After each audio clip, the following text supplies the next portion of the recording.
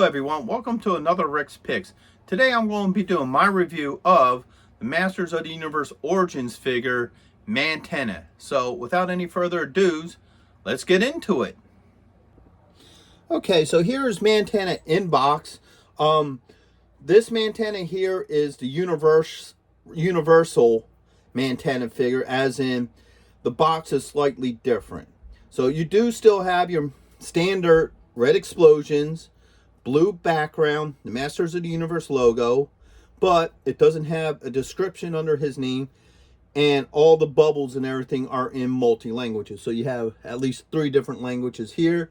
You still have the 40th anniversary, and it indicates that he's part of the Evil Horde. And when you flip him around, you know, you have similar things once again. You always have this nice piece of artwork, but it's missing the description of the character. And you have this multilingual explosion here. But other than that, everything else is pretty much the same. You have the lineup of figures for this wave, his play action, and then the legal. So even though it's a slight difference, me personally, it doesn't bother me. I know some collectors were getting upset over that because they wanted the American version, but a lot of the retailers and online stores were giving out this, which still the same figure. The board's a little bit different, but other than that, still pretty solid. So without any further ado, let's take a look at this guy. So here we have the actual Mantenna figure. So let's start off right by giving him the rotation treatment. So here you got the front, the side, the back, the other side, and now the front look. Points of articulation: the head does spin around. You look at the arm, you have the standard shoulder joint, you have an elbow joint, it's a little stiff but it does work, and you have a wrist. All right, you also have the upper torso that goes around like that.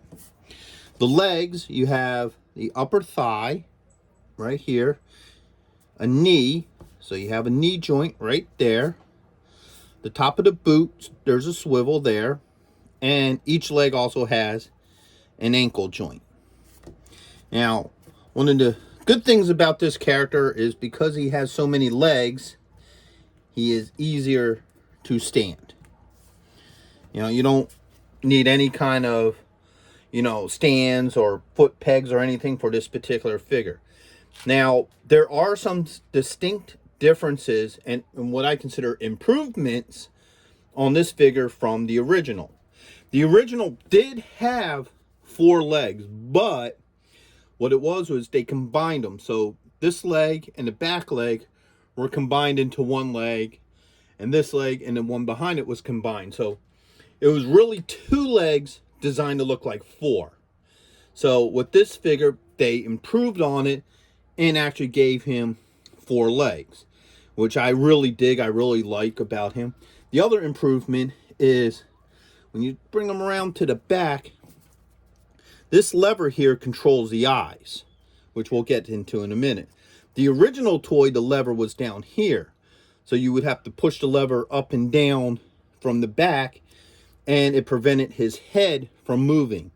Where this figure, they actually put it in the back of the head so he can still get movement to his head. So when you pull this lever down, his eyes pop up. Now it doesn't look like they lock in place. It just, you push it forward, the eyes come out, which is kind of a disappointment because the original one, you could lock it into place. Where this one, it's just a spring action. So, but other than that, I feel like this figure was an improvement. And he comes with the standard gear. First off, he comes with the mini comic. This one, Masters of the Universe, doesn't have a ton. Now, the big problem with the Universal ones, here comes the problem with getting the Universal figures, is that their comic books have no word bubbles. It's just, graphic. So that's the real bummer to actually getting the international ones, is that none of the comics have any word bubbles, so you kind of got to just try to figure it out on your own. And of course the back has everybody from that line.